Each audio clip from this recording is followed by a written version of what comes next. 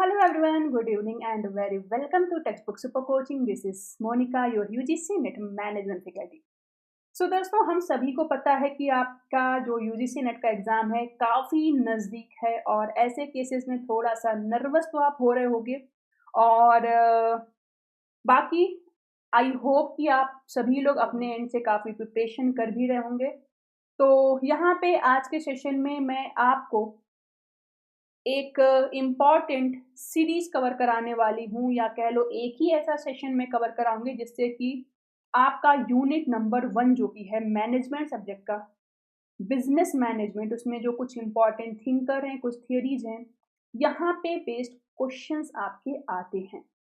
तो आज का जो सेशन है इससे गारंटेड आपको 2 नंबर तो मिलने ही वाले हैं, और ये मैं मिनिमम बता रही हूँ, यहाँ से आपके 2 क्वेश्चन भी पूछे जा सकते हैं।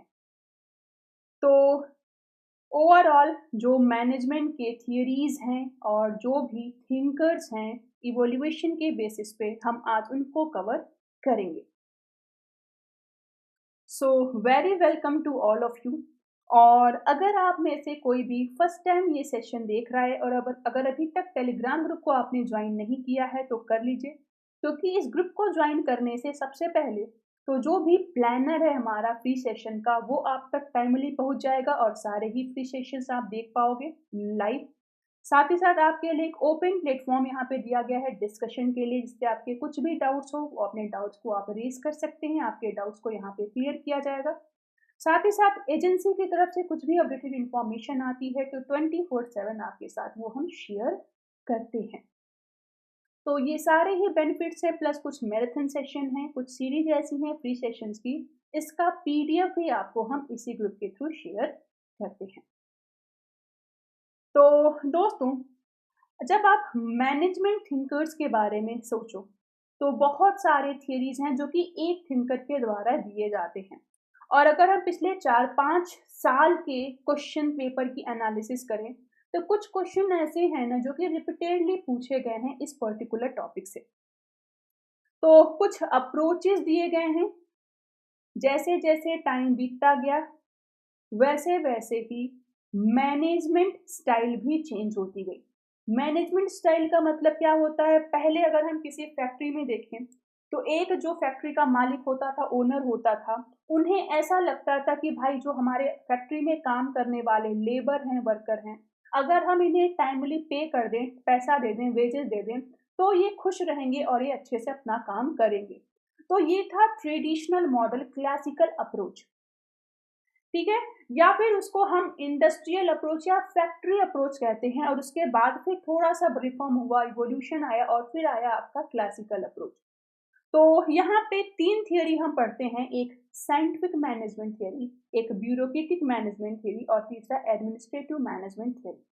साइंटिफिक मैनेजमेंट का कॉन्सेप्ट जो है वो दिया था FW टेलर ने, और इन्हें हम फादर ऑफ साइंटिफिक मैनेजमेंट भी बोलते हैं, और ये क्वेश्चन आपका पूछा गया है।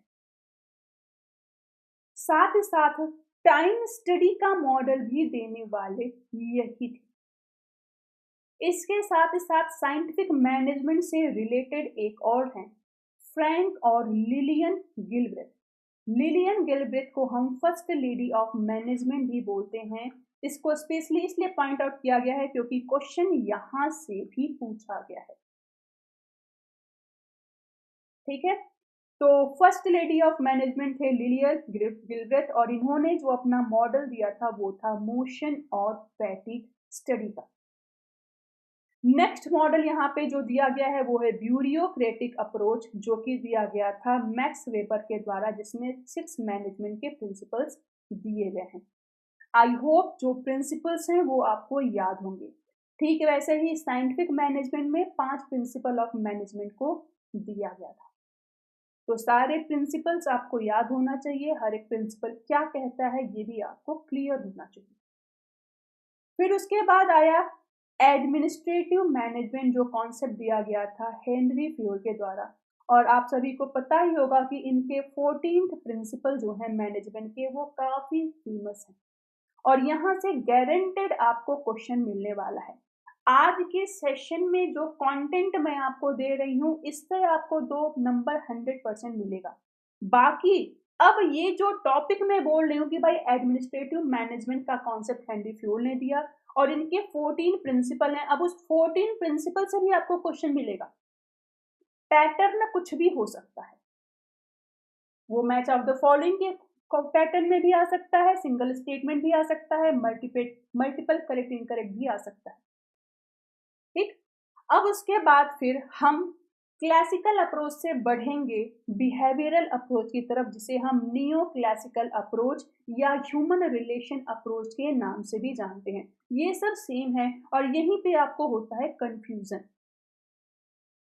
तो कई सारे थियरी दी गई थी इस अप्रोच में और कौन कौन से थिंकर हैं वो भी मैंने लाइन से मेंशन कर दिए हैं। Group influences theory given by Mary Parker Follett, जिन्हें हम मदर ऑफ मॉडर्न मैनेजमेंट के नाम से भी जानते हैं। Mother of modern management. Then Hawthorne study, इसे हम ह्यूमन रिलेशन थ्योरी के नाम से भी जानते हैं और ये स्टडी किया गया था एल्टन मायो के द्वारा। और इसी स्टडी में ये कंक्लूजन निकाला गया था कि भाई किसी भी ऑर्गेनाइजेशन में काम करने वाले लोगों को केवल पैसा ही मोटिवेट नहीं करता है, उन्हें एक रिस्पेक्ट भी चाहिए होता है। आपका उनके साथ बिहेवियर कैसा है ये भी मैटर करता है। तो अगर मैनेजर इन सब चीज़ों को ध्यान में दे दे तो 100% वो ऑर्गेनाइजेशन की प्रोडक्टिविटी को बढ़ाएगा, साथ ही साथ प्रॉफिटेबिलिटी को भी बढ़ाएगा। फिर उसके बाद इसमें थियरी एक्स एंड वाई भी है जो कि डगलस मैकग्रेगर के द्वारा दिया गया। इसे हम पार्टिसिपेशन थियरी भी बोलते हैं। डगलस मैकग्रेगर ने बताया कि भाई किसी ऑर्गेनाइजेशन में 2 तरीके के लोग होते हैं। एक तो काफी स्ट्रेस लेने वाले होंगे, कोई भी काम दे दिया गया स्ट्रेस ले लेंगे कि जल्दी से खत्म कर दें, और वहीं दूसरे लोग काफी रिलैक्सिंग मोड में होंगे, उन्हें कोई डेडलाइन भी आप दे दो तो डेडलाइन में भी काम करके आपको नहीं देंगे, चिल टाइप के लोग होंगे। फिर उसके बाद अब्राहम मैस्लो के द्वारा नीड हायरार्की थ्योरी है, जहाँ पे 5 लेवल ऑफ नीड्स को डिफाइन उन्होंने किया था। बहुत ही इंपॉर्टेंट है, क्वेश्चन यहाँ से मैक्सिमम टाइम पूछा गया है। आपकी फिजियोलॉजिकल नीड, आपकी सेफ्टी नीड, आपकी सोशल नीड, स्टीम नीड या सेल्फ एक्चुअलाइजेशन नीड, जो कि आपके इनर सेटिस्फैक्शन के लिए होती है। फिर इसके बाद आया आपका fusion process theory, concept was given by Chris Argyris. ये जो क्वेश्चंस हैं ये बनेगा आपका टाइटल के साथ किसका कंट्रीब्यूशन है, ये मैच ऑफ द फॉलोइंग के पैटर्न में सबसे ज्यादा आता है। एंड नेक्स्ट 2 थियरी मैं मेंशन करूंगी, इनफॉर्मल ऑर्गेनाइजेशन थियरी, जो कि कहता है कि एक ऑर्गेनाइजेशन में इनफॉर्मली भी एक ग्रुप बनता है जिसे हम ग्रेप वाइन बोलते हैं, जहाँ पे लोग बिना किसी काम के एक दूसरे से मिलेंगे, एक दूसरे को समझेंगे और इससे उनके बीच की बॉन्डिंग भी अच्छी होगी और ऑर्गेनाइजेशन की प्रोडक्टिविटी भी बढ़ती है। Concept was given bye Chester Barnard. इनके कई सारे डेफिनेशंस भी हैं जो कि एग्जाम में पूछे गए हैं, तो ये एक मोस्ट इम्पॉर्टेंट थिंकर है, कई सारे इनकी थियरी दी गई है। और वहीं इनका एक अर्ली सिस्टम पर्सपेक्टिव थियरी भी है। इसके बाद आगे बढ़ेंगे फिर हम दोस्तों नेक्स्ट अप्रोच पे जाने से पहले बता दूं, अगर आप फर्स्ट टाइम ये सेशन देख रहे हैं तो चैनल को सब्सक्राइब कर लीजिए, क्योंकि हम यहाँ पे डेली आपके लिए फ्री सेशंस लेके आ रहे हैं और ये आपके ही प्रिपरेशन में आपको हेल्प कर देगा। बहुत सारे एकेडमिक सेशन भी आते हैं जहाँ पे एक दिन हम पर्टिकुलर टॉपिक को कवर करते हैं, उस पर बेस्ड क्वेश्चंस कराते हैं, और यहाँ या तो आपके लिए प्रैक्टिस सीरीज आप लेके आते हैं। कभी कभी ये यूनिट वाइज होता है, कभी कभी मिसलेनियस बेसिस पे कवर कराया जाता है। तो बाकी अगर आपको करंट एग्जाम अटेंड करना है तो प्लेलिस्ट में आप जा सकते हैं चैनल पे विजिट करके, और जो भी सेशन है उसकी रिकॉर्डिंग से आप अपने प्रिपरेशन को भी और अच्छा कर सकते हैं। तो क्लासिकल थियरी हो गई, फिर न्यू क्लासिकल थियरी हो गया, इसके बाद फिर है हमारा मॉडर्न अप्रोच। अब मॉडर्न अप्रोच में हम कई सारी थियरीज पढ़ने वाले हैं। पहला है सिस्टम थ्योरी, जहाँ पे कहते हैं कि भाई सारे ही और एलिमेंट जो हैं ऑर्गेनाइजेशन के वो इंटर रिलेटेड होते हैं। कॉन्सेप्ट दिया गया था एलवी बर्टलन फे के द्वारा। पूछा गया है कॉन्टिजेंसी थियरी, जो कि कहता है कि भाई सिचुएशनल बेसिस पे आपको डिसीजन लेना चाहिए, जैसा सिचुएशन है, जैसे आपके सबऑर्डिनेट हैं वैसे ही आपको उस समय डिसीजन लेना आना चाहिए। सिचुएशनल थियरी भी इसको हम बोल सकते हैं। कॉन्सेप्ट दिया गया था लॉर्ड्स एंड लॉरेंस के द्वारा। ये क्वेश्चन भी आपका पूछा गया है, ये theory. Theory Z given by William Ouchi, ये भी पूछा गया है। And then decision theory concept was given by Herbert Simon. तो ये जो मैं आपको ये थियरीज और थिंकर बता रही हूँ ना, यहाँ से डायरेक्ट आपको मैच ऑफ द फॉलोइंग का क्वेश्चन मिलेगा। लिस्ट 1 में थियरी के नाम, लिस्ट 2 में थिंकर के नाम, ऐसे बस पूछ लेगा। और आराम से आप 2 से 4 नंबर केवल इनको याद करके अपना पालोगे। और एक एक नंबर आपके लिए बहुत मायने रखेगा आपको जीआरएफ क्रैक कराने के लिए। अब इसके अलावा दोस्तों एक क्वांटिटेटिव अप्रोच भी है।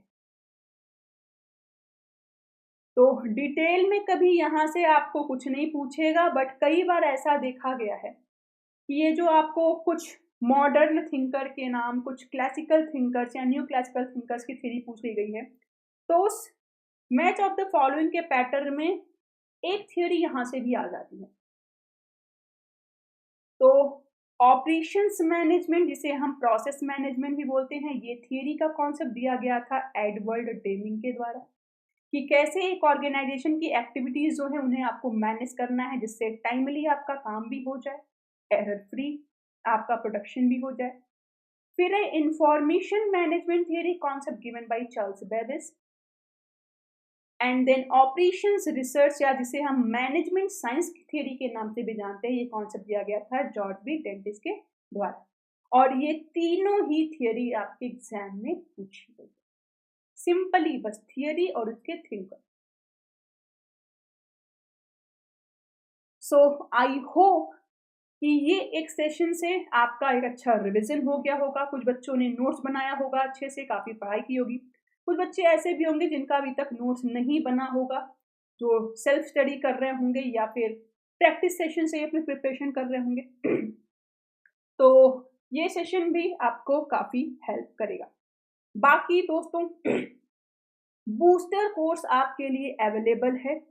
तो आप सभी एस्पिरेंट जो भी जनवरी में एग्जाम देने वाले हैं, अगर आपको अपनी प्रैक्टिसेस को और बूस्ट करना है तो ये कोर्स आप इनरोलमेंट कर सकते हो। प्राइजेस बहुत ही मिनिमल रखी गई हैं,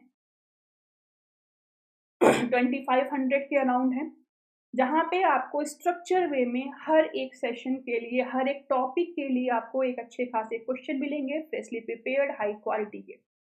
साथ ही साथ प्रीवियस ईयर के सॉल्व क्वेश्चन मिलेंगे, मॉक टेस्ट सीरीज मिलेगी जो कि बिल्कुल एग्जाम के पैटर्न पे बेस्ड होगी। 3 घंटे का एक क्वेश्चन सीरीज आपको मिलेगा, घर बैठे ऑनलाइन मोड में आपको ये इसका एग्जाम देना है, जहाँ पे पेपर 1 पेपर 2 का कंप्लीट आपको 150 क्वेश्चन का एक सीरीज मिलेगा।